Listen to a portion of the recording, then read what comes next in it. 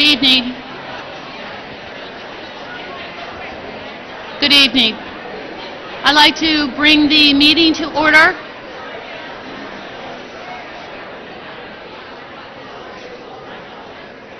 Thank you. I'd like to bring the September meeting of the Interboro Board of School Directors to order. Ms. Caldwell, may I have a roll call, please? Mr. Eckert? Here. Mrs. Floyd? Here. Mr. Evans? Here. Mrs. DeBattista? Mr. Harris? Here. Mr. Phelps? Here. Mrs. Krajewski? Here. Mr. Razzie? Here. Mrs. Hauger? Here. Ms. Krajewski, may we have the invocation?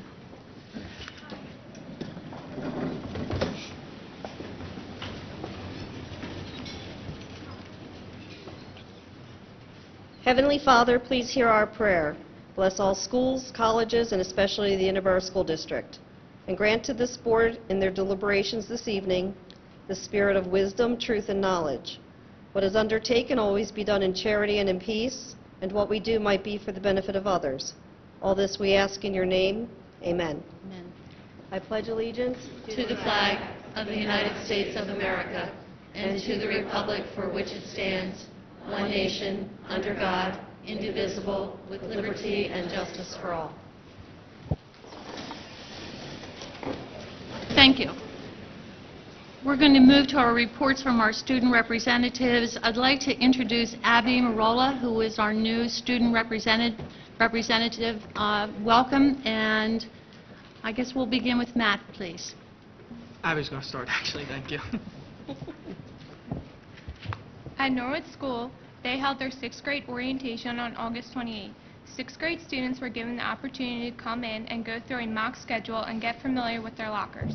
We also have 1st grade orientation on September 2nd. Parents and students were introduced to the staff and treated to some snacks in the cafeteria by their home and school. At Prospect Park on August 28th, our school also was the location of the district-wide CPR training class, and on August 19th, they had their successful 6th grade orientation with a very large turnout from parents. Tinicum School had a fantastic first week of school. Our air conditioning is flowing freely and creating a welcoming environment for all who enters. Thank you to the custodians from our building and from all the other buildings that made all this possible. Thank you also to the teachers and the DWD contractors for being so flexible with all these changes. 1st grade and 6th grade orientation went off without a hitch. It was great to have the halls filled with students and such a long summer. Thank you for home and school for supplying refreshments. At the high school on August 14th, the Interboro Marching Band performed at the annual Ocean City Baby Parade. Everyone seemed to enjoy the day. The band also had their annual cookout on August 21st after a long week of marching band camp. The teacher's first day back was August 25th. Everyone seemed rested and excited to start the new year. And the 9th grade orientation was held on August 28th. All 9th grade reported to school for orientation. The students were given a tour and were treated to pizza by the freshman mentors. Welcome, class of 2018. During the first week at Glenolden School, we had a welcome back kickoff where the ambassadors demonstrated and explained the expectations of Glenolden. Last Friday, we had our back-to-school barbecue with over 200 families. Our back-to-school night is tomorrow, and we hope to see all families present. Our home and school meetings are 2nd Thursday of the month, so please come and help support Glenolden School. That concludes our report. Thank you. Dr. Ekman has a presentation.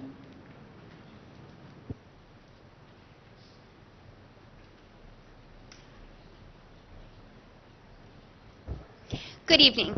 2 years ago, Pennsylvania adopted the Keystone examinations, which, as Mr. Kelly references in most of the meetings so that people are aware, became a graduation requirement for the class of 2017. The Keystone examinations at the high school replaced the 11th grade PSSA and are offered in the areas of Algebra 1, Biology, and Literature. Tonight we recognize seniors who participated in these examinations over the past 2 years and have achieved very remarkable high scores on these assessments. These seniors will be recognized tonight publicly as well as on a plaque that will be hung outside of the high school auditorium. While it's the start of the school year and certainly the kids are busy with their homework and outside activities, many of these students were not able to make it to the board meeting tonight. However, we did want to publicly recognize them, as well as their families and their teachers who have, throughout their academic careers, helped them to achieve such success. The students tonight are as follows. Elena McGrath, for recognition for the high score on the Algebra 1 Keystone examination.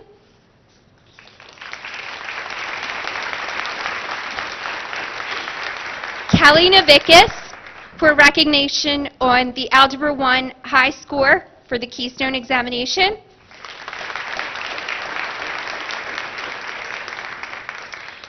Liam Hamilton, for excellence and distinction on the Literature Keystone examination.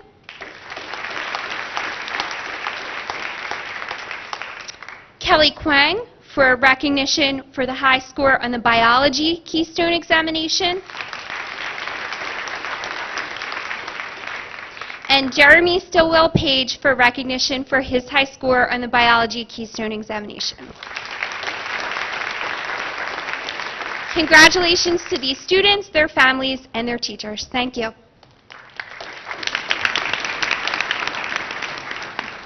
Thank you, Dr. Ekman, and our congratulations from the board to these students.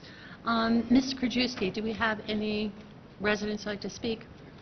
Yes, Mrs. Holger. First up this evening, Mr. Zerdy Doby.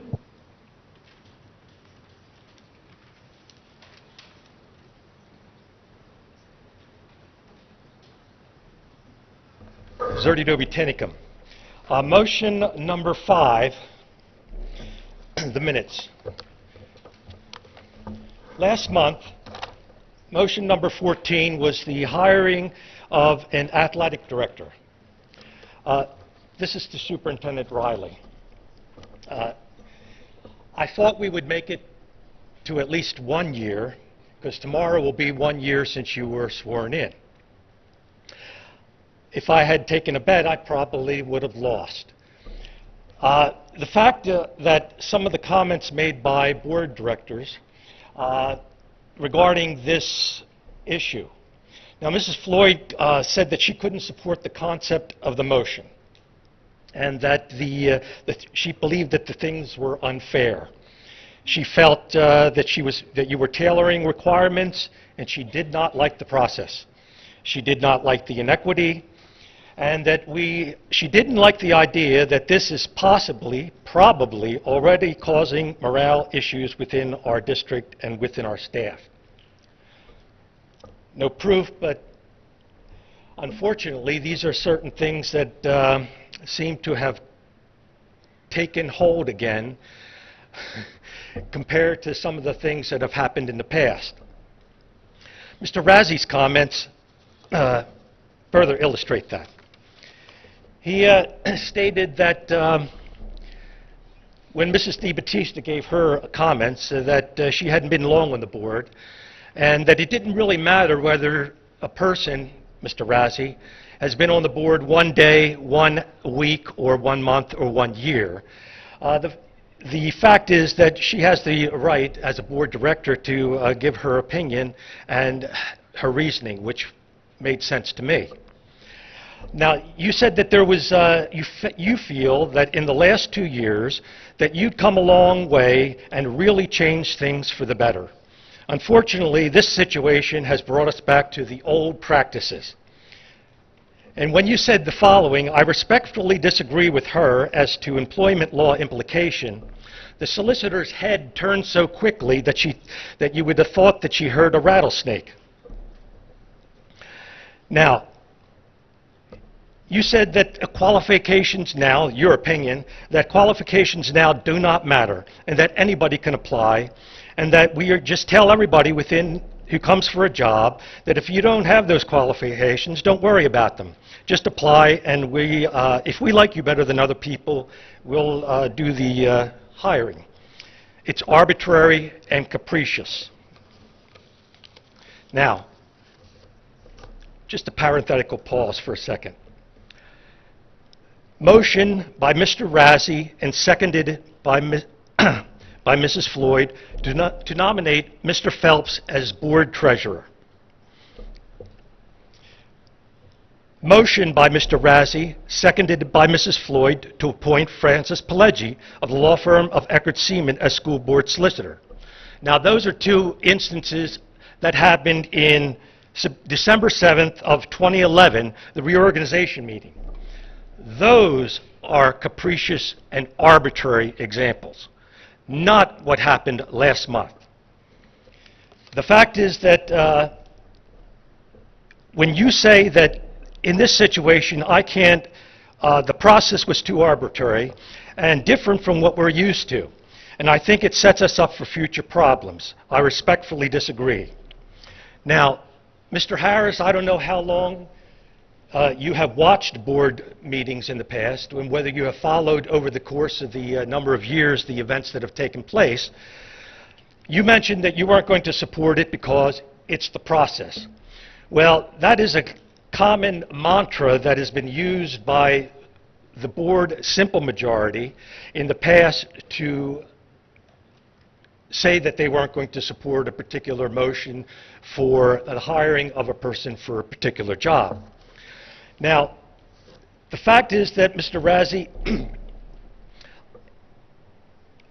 when Mr. Cleghorn made his gaffe in May, and you were president, you had to quickly find a new replacement for that position. Now, he was your chosen candidate for the superintendent position. He was your patronage appointment. And when that structure fell apart, you were quiet. The ground was leveled. But these mushrooms are starting to come up again. And the fact is that as these things come up, we are going to have more problems, to my representative. Mr. Eckert, at the end of the meeting, you're making a comment I don't think is going to cut it. And if you don't address these things as they happen, as Mrs. DiBattista did, then we are in for another issue of a round of things that happened over the past number of years, which I think that you don't have to be reminded of. So I just wanted to conclude with that, and to Superintendent Riley. You had a lot deeper roots, having been here for decades longer than Dr. Hacker, when all this started happening in the undermining of her administration and the staff, which ended up in a lot of people leaving, as well as Dr. Hacker. So I don't think that you should be concerned, but maybe you should be. But I think that you have a great deal of support, and that the people of this community, if these things continue, will come and rally to your support. Thank you, Mr. Dobie. Number 6. Under the solicitor's report, if the solicitor will give an update onto the issues regarding the airport. This past Monday, the Township Commissioner for Tinicum, the solicitor, Sam Auslander, gave an update on issues relating to the airport and the agreement that they are currently negotiating as it related to Tinicum Township. So I would ask that the solicitor give an update on issues regarding the I school can district respond and its to that. effect. We haven't received an update for the agreement among the 3 municipalities. So Mr. Auslander may have updated Tinicum Township, but that doesn't concern us. So we have not received any formal No, he actually information. mentioned the Interboro School District as a taxing party. So if you don't have any, then, you know, you don't We have don't. anything to say, but it needs to be brought, at least to brought up to date. I don't know whether you actually have any information as as the representative from Tinicum, but I think it needs to be We are addressed. anxiously awaiting updates. And also, one final thing is the contract, because there's a number of placards, gold and black, in the cars that I've seen, at least in the Tinicum school, about the teacher's contract. What is the status of that, and what is the difference between you? And you haven't mentioned any meetings that you've had in previous board meetings, so... Well, actually, we have, and we are continuing to bargain in good faith with our Okay, so employees. what is the district offering?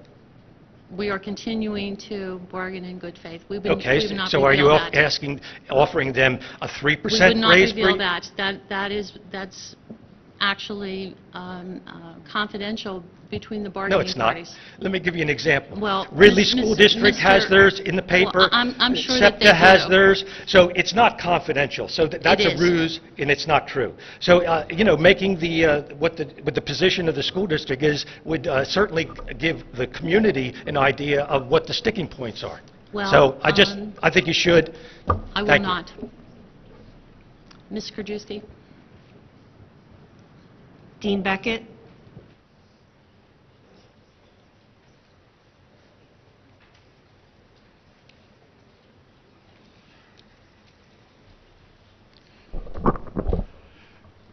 Good evening, ladies and gentlemen. My name is Dean Beckett. I own property at 651 10th Avenue in Prospect Park.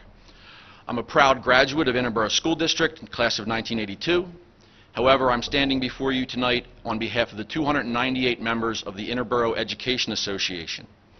It's not often that the association feels the need to make a public statement, but the current situation has forced our hand. For the fourth time in 4 consecutive contracts, the IEA has returned to school without a successor agreement in place. Despite beginning bargaining in January, the district has been willing to meet with the IEA negotiations team only 6 times in 9 months, canceling 2 of the 8 meetings that were scheduled and attempting to cancel a third. And it's not just the IEA. The district secretaries don't have a contract, and the IESPA, representing the district's teaching assistants and aides, are entering their 2nd year without a contract. Is not bargaining the new normal? Are we all just supposed to accept years of status quo? In the last round of negotiations, the members of the IEA recognized the financial hardships and leadership turmoil of the district and ratified a contract that was concessionary. But the district was struggling, and we knew we had to share in those struggles. It wasn't easy, especially for our younger teachers just starting their careers, but we did it. Over the last 3 years, the IEA has worked with the district on approximately 10 memorandums of understanding, opening our contract up to modifications in class size, teaching schedule, teaching positions, a cyber school program, and supplementals to assist both the district both administratively and financially. As education professionals, we have been hit with new programs and initiatives by both Harrisburg and the Interboro School District. Keystone exams, KTO grant responsibilities, PVOS, benchmarking, MAP testing, PA Common Core, SLOs, and a new and burdensome teacher evaluation system have all been added to our plates, and nothing has been subtracted. Our members have participated in an exhaustive amount of professional development that has required them to put in huge amounts of their own time implementing new initiatives in addition to their regular professional responsibilities. And despite all this, these dedicated professionals have come to work without a new collective bargaining agreement, continuing to go above and beyond their contract and giving their best every day. The district canceled a bargaining session in July because they were unable to present a financial package, which was amazing since the 2014-15 budget was approved at the June board meeting. Was there no talk of a financial package for district employees while we were preparing a budget? And so we waited until August 27th, 8.5 months after beginning negotiations, to hear the district's initial salary package for the next contract. At that meeting, we were presented with a package that essentially called for a 3-year freeze, huge increases in insurance premium shares, and a gutting of the tuition reimbursement program, despite the fact that new teachers are required by law to take graduate courses to maintain their certificate and keep their jobs. Under this offer, a teacher hired in 2011 would move 1 step on the salary schedule in 6 years and could, depending on their personal situation, actually take home less in 2017 than they did in 2011. And while we understand that initial offers are always a little low to give the district a place to move from, this offer was far beyond that. It was insulting, demeaning, and showed an utter disregard for the sacrifices these people have already made and the difficult work they do every day. Meeting in the middle would still result in a contract that is punitive to our members. The IEA leadership was in attendance at this month's Finance GBO meeting. The finance meeting, where contract negotiations would have been discussed, lasted 9 minutes. Yet during the GBO meeting, there was a 40-minute discussion about whether or not to charge juniors and seniors $10 a year for parking privileges at the high school. 9 minutes of finance when there are 3 contracts unsettled. 40 minutes of discussion over $2,000 in parking fees, and less than 9 minutes of discussion for 3 contracts that make up over half of the district's annual budget. It might be time to recheck our priorities. Tonight I'm here to tell you that we have had enough. The district has embarked on an unprecedented series of capital and technological upgrades. And while there may be merit to each of those projects, we can never forget that education is about people, and it is time for the district to invest in its personnel.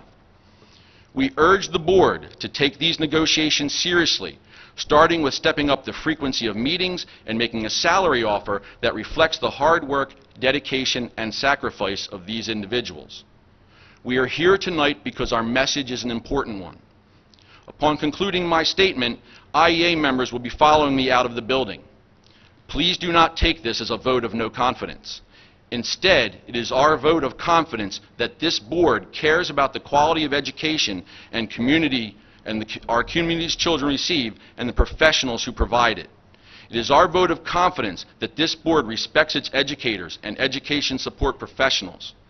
It is our vote of confidence that this board has heard our message and will take the necessary steps to address the issues related to negotiations for all the employees of the Interboro School District.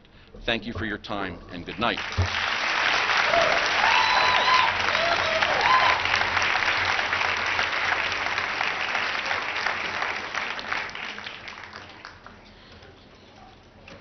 Mrs. Hauger?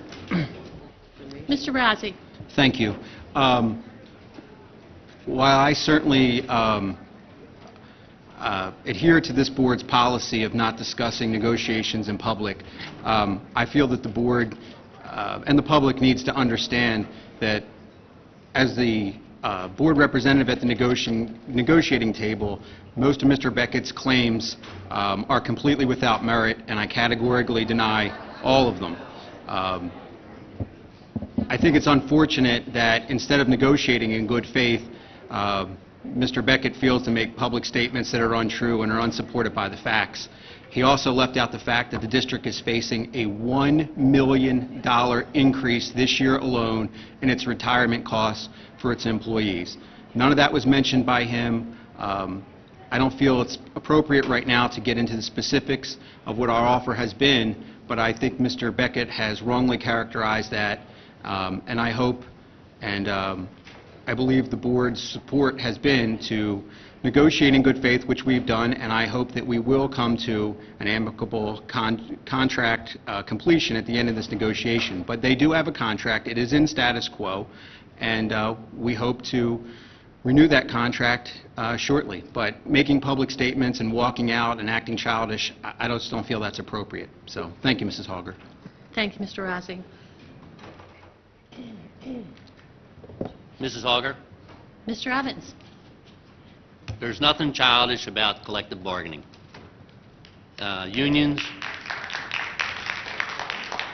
Union labor across the country has the right to fair and equitable negotiation and taking those actions they deem appropriate. There's nothing childish about what just took place. While I agree with Mr. Razzi, negotiations are underway.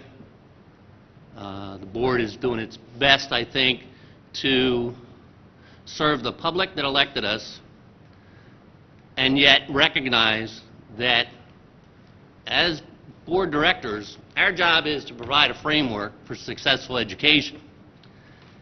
The delivery system for that, a large part of that delivery system, are our teachers. It's our buildings, it's our programs, it's our technology, it's our facilities, it's all that. But the single biggest resource that we rely on are our teachers. As I said, it's the board's job to provide a framework for education. And we have a we have a duty to our electorate as well, to try and maintain costs. Everything goes up, every bread goes up, milk goes up, gasoline goes up. I'm old enough to remember 35-cent a gallon gasoline. I have to emphatically say that I resent the comment that the union was acting childishly. In this day, when collective bargaining is being gutted across the country, unions have to do what they feel necessary to maintain the attention of the public and to maintain their rights. As managers, I'm a manager. As managers across the world, do everything they can to cut costs. So, while I agree with Brian on some what he said about the negotiations, I wholeheartely disagree with his statement that the union is acting childishly. They're doing what's within their right in this country. It is the birthday of the Constitution. Okay? It's the birthday of the Constitution. They have the right to do what they did. They have the right to collect the bargaining, and it should be fair and equitable. Thank you. Comment? Mrs. Floyd. Yes. I understand Mr. Evans' point of view as well as Mr. Razzie's comments. The fact of the matter is that as far as statements that were made that were somewhat inaccurate, for instance, the time spent at the last meeting, 9 minutes for this and 7 minutes for that. First of all, talking about the permits for the parking lot, whether it seemed important or not, the fact of the matter is that is discussed in public forum. When it comes to the contracts and negotiations, that is not discussed in public. So therefore, you know, that's a little deceiving to hear that comment that, you know, we don't care, our priorities are messed up. That's not true, because we are restricted from discussing the negotiations in a public forum. Thank you. Thank you, Mrs. Floyd. I can assure the public that this board takes its responsibility in terms of negotiating with our unions and our employees very seriously, and we are making a great effort to settle these contracts. Can we move on to motion 5-1, please? Point of order, Mrs. Auger. Mr. Eckert. Due to the length of the public comment session, can we excuse the board members at the end of the table, the student board members? Yes, you beat me to it. I was going to excuse them after the committee meetings, but if they are ready to be excused, I guess they have some homework to do. Thank you.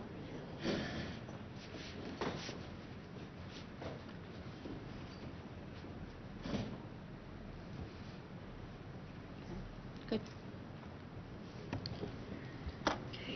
Motion that the following minutes of the regular meeting of the Interboro Board of School Directors held on August 20, 2014 be approved. Second. Motion's been moved and seconded. Any questions or comments from board members? Hearing none, all those in favor, please say aye. Aye. Opposed, no. Motion carries 8-0. Mrs. Serini, the solicitor's report, please. Thank you, Mrs. Hogger. Good evening.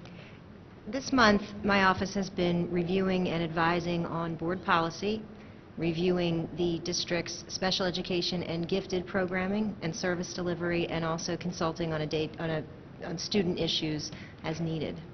Thank you. Thank you, Mrs. Serini. Can we move to motion 7, financial? Motion that the attached treasurer's report for the month ending August 31, 2014 be approved. Second. It's been moved and seconded. Any questions or comments by board members? Hearing none, all those in favor, please say aye. Aye. Opposed? Motion carries 8-0. 7.2, please. Motion that fund disbursements in the amount of $9,493,475.46 be approved. Second. It's been moved and seconded. Any questions or comments from board members? Hearing none, all those in favor, please say aye. Opposed? Motion carries 8-0. Ms. Krajewski, do we have any correspondence this evening? No, Mrs. Holden. Thank you. We'll move on to committee reports. I'll begin with the Finance Committee. The Finance GBO Committee met on September 8th for finance, or public finance. The end-of-the-year financial update, they're being compiled. We'll have a definitive number in October, which will coincide with our audit and the requirements of our audit, which is also in the process of being completed. We also received preliminary financial statements to the August 31st date. That concludes my report. Mr. Eckert, GBO. GBO meeting was held immediately following the Finance Committee. It was a short agenda. On tonight, there is a motion for second reading and policies. That was discussed. There was a discussion on having a meeting for the school performance profile scores, which will take place on September 29th. Those scores will be made officially public within the next couple days. The administration will go over them and put a presentation together for the board. There was an update on the summer project. It's an ongoing thing. Even though it was complete, there is still commissioning of equipment that needs to take place. As the weather changes, the equipment is being updated, calibrated, and turned over to the school district for use.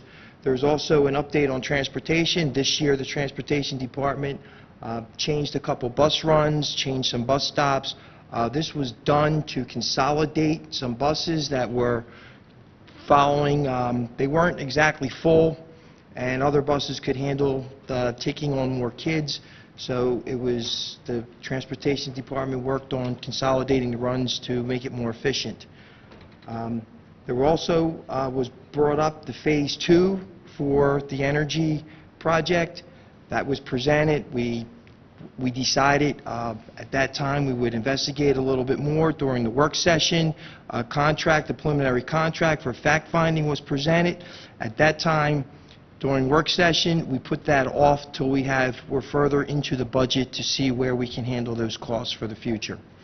And as stated earlier, there was a discussion on parking permits for the students. This is a new program initiated this year.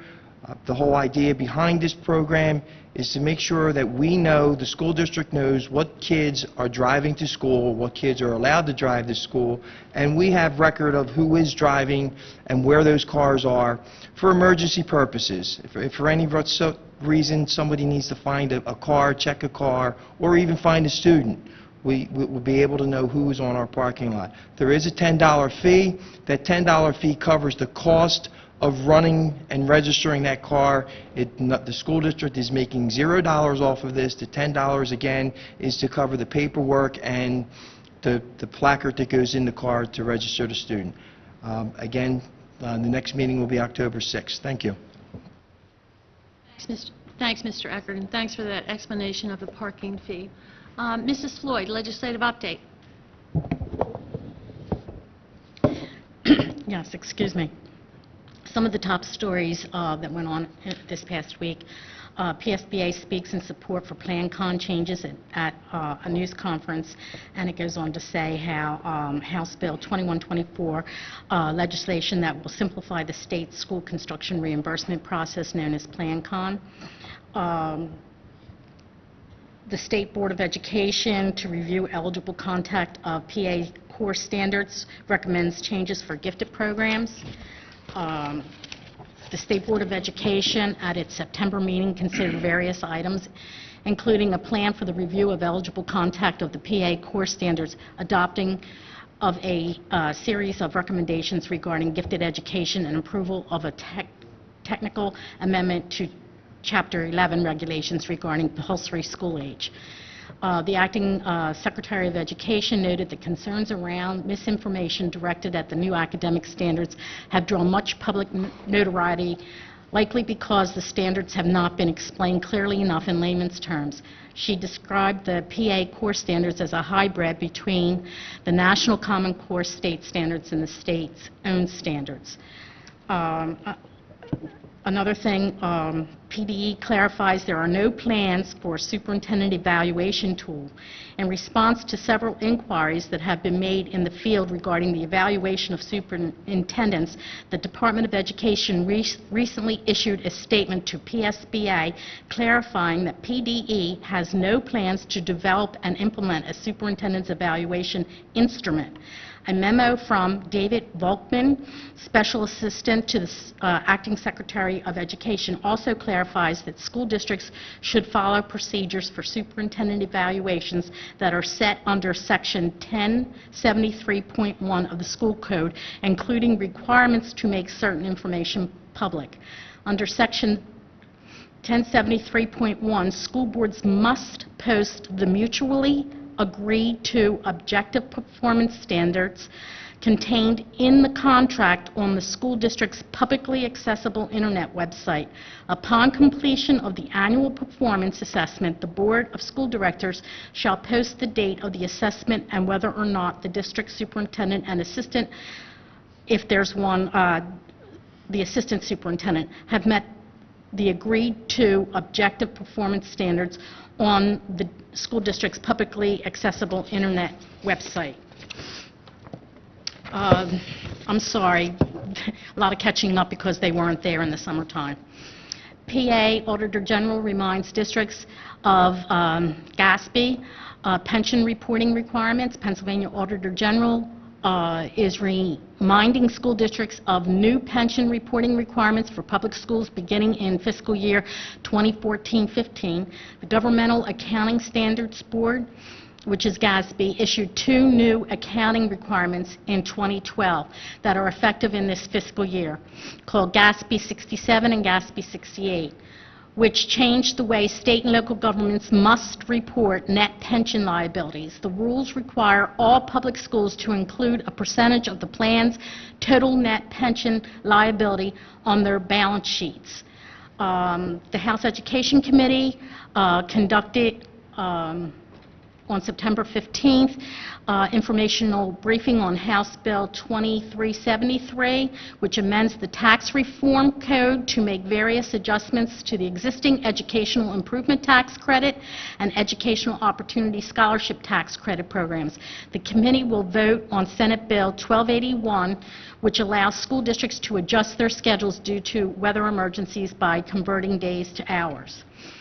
And on September 16th, the Senate Education Committee conducted a public hearing on Senate Bill 1193, legislation to allow school personnel to have access to firearms in school safety zones under certain conditions. PSBA will be presenting testimony at the hearing.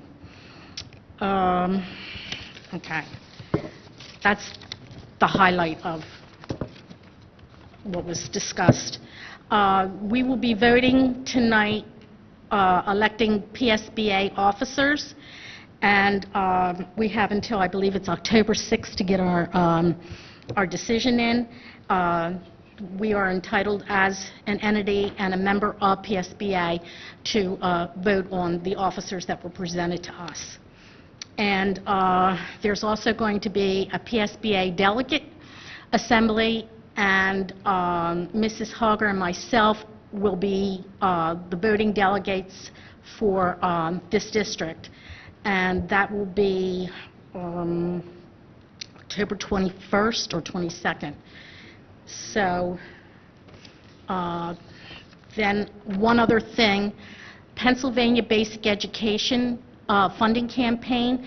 There's a statewide video conference event, and we're supposed to bring it to the attention of the school administrators, business managers, and board of directors.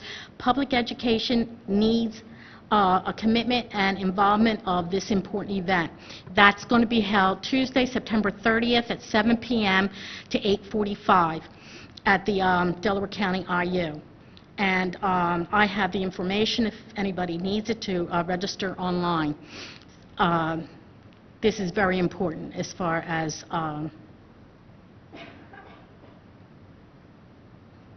public education and the funding and how we're not getting it, or what we should get. So that's my report. Thank you. Thank you, Mrs. Floyd. Mr. Evans, do you have a report tonight? No, as there's been no meetings of the Delaware County Community College, not until November, I have no report. Thank you. Mr. Harris, Delaware County IU report? Thank you. I only have two things, just the resignation of Ms. Batista and my appointment to Delaware County Intermediate Unit. I will take over the committee report starting next month. Thank you, Mr. Harris. Mrs. Krajewski, could we proceed to motion 10, please? Motion that the following personnel actions be approved as listed, beginning on page 2, ending on page 7. Second. It's been moved and seconded. Any questions or comments from board members? Hearing none. All those in favor, please say aye. Aye. Opposed? Motion carries 8-0. We're on page 7. Ms. Krajewski? Motion that the following items from the Office of Curriculum and Instruction be approved as listed, beginning on page 7, ending on page 8. Second. It's been moved and seconded. Any questions or comments from board members? Hearing none. All those in favor, please say aye. Aye. Opposed? Motion carries 8-0. Ms. Krajewski? Motion that the following items from the Office of Pupil Services, Special Education be approved as listed on page 8. Second. It's been moved and seconded. Questions or comments from board members? Hearing none. All those in favor, please say aye. Aye. Opposed? Motion carries 8-0. Motion that the following items be approved as listed, beginning on page 8, ending on page 9 from the Office of Facilities. It's been moved and seconded. Any questions or comments from board members? Hearing none. All those in favor, please say aye. Aye. Opposed? Motion carries 8-0. Motion 14, please. Motion that the Board of School Directors cast their votes for the following 2015 Pennsylvania School Board Association slate of candidates as follows. Second. It's been moved and seconded. Questions or comments? Hearing none. Could Is we this a have... roll call? Excuse me, Mrs. Yes, it Hawker. is. Could we have a roll call? Mrs. Caldwell? Mr. Eckert? Yes. Mrs. Floyd? Yes. Mr. Evans? Yes. Mr. Harris? Yes. Mr. Phelps? Yes. Mrs. Krajewski? Yes. Mr. Razzi? Yes. Mrs. Hager? Yes. Motion 15, please. Motion that the Board of Directors approve Mrs. Kathleen Hauger and Mrs. Phyllis Floyd to attend the Pennsylvania School Board Association Conference to include the voting delegate assembly on October 21st to 22nd, 2014, cost not to exceed $790, to be paid from the school board budget. Second. It's been moved and seconded. Any questions or comments by board members? I just want to make a comment that this is the most it will cost. Hopefully it will cost a little bit less, but we didn't have the exact commitments. So that said, all those in favor, please say aye. Aye. Opposed? Motion carries 8-0. Motion 16, please. Motion that the Board of School Directors approve the second readings of the following policies in the categories of programs, pupils, and operations as listed beginning on page 9, ending on page 10. Second. It's been moved and seconded. Questions or comments on the motion? Hearing none. All those in favor, please say aye. Aye. Opposed? Motion carries 8-0. Is there any old business before the board? New business? Mrs. Hauger, Mr. Eckert. on the announcement for the GBO meeting on October 6th, I would like to poll the board and see whether it is okay to start that meeting at 6:30. Mr. Eckert has requested that board members meet at 6:30 rather than 6 o'clock. Do we have any objections to that for Monday, the 6th? Question, Mrs. Hauger? Yes. Does that include the finance meeting? Yes, both meetings would begin at 6:30. Finance would be at 6:30, GBO would be following that? Yes, correct. I'm okay with that. I just think we would of course, need to correct the public advertising. Yes, And we'd have to I agree. re-advertise it. I agree. I think we can accommodate that since it's a procedural matter, Mr. Eckert. So we will move that and advertise properly so that the public knows what time the meeting begins. Thank you. Thank you. Mrs. Riley? Thank you, Mrs. Hauger. Just a few comments. First, I'd like to thank the many parents who have been attending our back-to-school nights so far this year. It's always a pleasure seeing so many familiar faces. We've had 3 so far over the last week, and we have 3 more to go next week. So looking forward to continuing to see many of our families. For those families that are new to the district, it's a pleasure to have you. Your children are in good hands with us. If you have questions or concerns, please don't hesitate to contact your child's teacher or teachers, building principals, or the administration building. I'd be happy to speak with you. We're always happy to assist in any way that we can. And finally, as you are aware, PA is starting to see some confirmed cases of the enterovirus. We have posted a health alert from the Senior Medical Advisor of Delaware County on the main page of our website. I am currently working with the school nurses to add additional information for parents. We'll also be working on reminders for our teachers, staff, and students to ensure that we are following proper procedures in our schools to keep the virus from spreading. So please look for more information on the website. Tonight, we also approved Misha Cabito, who is our new assistant principal at the Norwood School. She's not here with us this evening. She comes to us from the Springfield School District, and we're very excited to have her on board, and we look forward to her starting in the next couple weeks. And just one last thing, it was discussed about the parking permits for the students at the high school. I just wanted to clarify, it does pay for the tags, but it also pays for the new PBIS program that we have at the high school. There will be monthly breakfasts for these students who receive awards, and it will help defray the cost of the breakfast for those students. We're excited to get them started, and I believe we have one coming up at the end of the month. So thank you. Mrs. Riley, the... Positive Behavioral Support Program that we're implementing at the high school this year. Thank you. We have a lot of acronyms in this business. Yes, I apologize for that. Any other comments from board members? Comment? Mrs. Floyd? Yes. I know at the last meeting we mentioned what a great job George Walhoff's maintenance and custodial group did preparing our schools and buildings for the start of the school year. The board was invited to walk through the schools at the end of August. I personally would like to thank Fran Nelling and the custodians for the exceptional job they did having our schools ready for the opening day. George, I want to thank him. Overseeing the renovations done by the maintenance crew was absolutely fantastic. The maintenance men were one man down and still accomplished all of the projects asked of them and had them completed before school opened. Thank you to all of our employees that have shown their dedication and loyalty to this district. I also want to apologize to the secretaries, the bus drivers, and the monitors for not being recognized at the district-wide employees' convocation. All of you are important in the day-to-day operation of this district.